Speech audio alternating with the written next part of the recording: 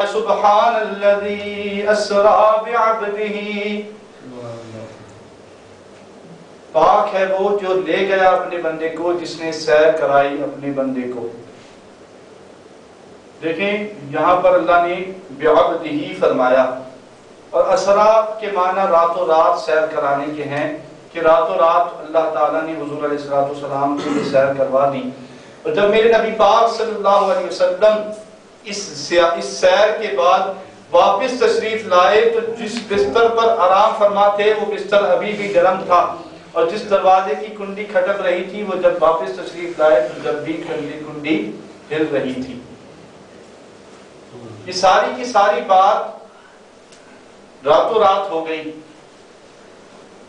تو اللہ تعالیٰ نے یہاں فرمایا بعبدہ کہ اللہ تعالیٰ پاک ہے وہ ذات کہ جو اپنے بندے کو لے گئی۔ یہاں پر اللہ نے اپنا لفظ اپنے اسم کو ذکر نہیں فرمایا، سبحان اللہ الذی اسرا بعبدہ، کہ پاک ہے وہ اللہ جو لے گیا اپنے بندے کو۔ اللہ نے یہ نہیں فرمایا بلکہ اللہ نے فرمایا پاک ہے وہ ذات جو لے گئی اپنے بندے کو۔ یہاں پر الذی اس میں اشارہ ہے، اللہ نے اپنی ذات کی طرف اشارہ استعمال فرمایا۔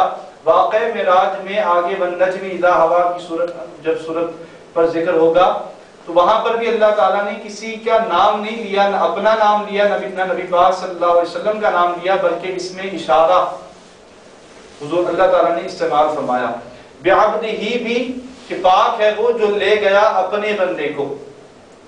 دیکھیں ہم اور آپ اپنی ساری زندگی لگا دیتے ہیں مال و دولت کمانے کے لیے، جائیدادیں بنانے کے لیے، اور اولاد کا مستقبل سنوارنے کے لیے سب کچھ کر دیتے ہیں، حلال و حرام کی تمیز تک کھو بیٹھتے ہیں۔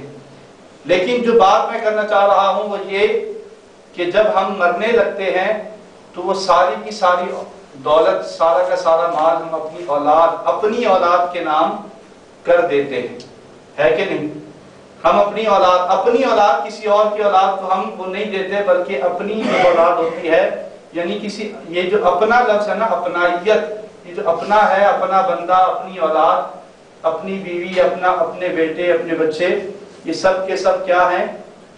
یہ کوئی خاص معنی رکھتے ہیں۔ یعنی اپنی جائیداد بندہ تمام کی تمام جائیداد ساری زندگی محنت کر کے کما کے وہ بنا لے، لیکن وہ اپنی اولاد کو تو دے گا، کسی دوسرے کی اولاد کو نہیں دے گا۔ اپنی ساری کمائی، اپنی ساری محنت، اگرچہ بیٹا ظلم بھی کرے، نافرمانی بھی کرے، لیکن باپ جو ہے وہ اپنی اولاد کو وہ جائیداد دے گا۔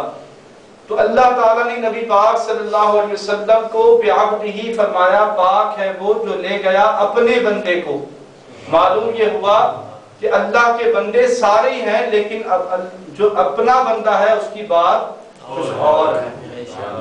اسی کی طرف اشارہ فرمایا علامہ اقبال نے، وہ فرماتے ہیں عبد دیگر عبدہ چیز دیگر، عبد دیگر عبدہ چیز دیگر، این سراپا انتظار منتظر۔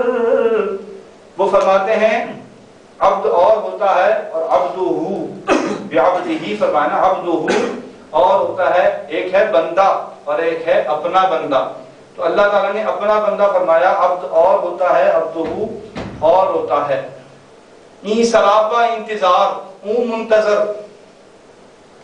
جو عبد ہوتا ہے، جو بندہ ہوتا ہے، وہ تو انتظار میں ہوتا ہے اللہ کی ملاقات کے،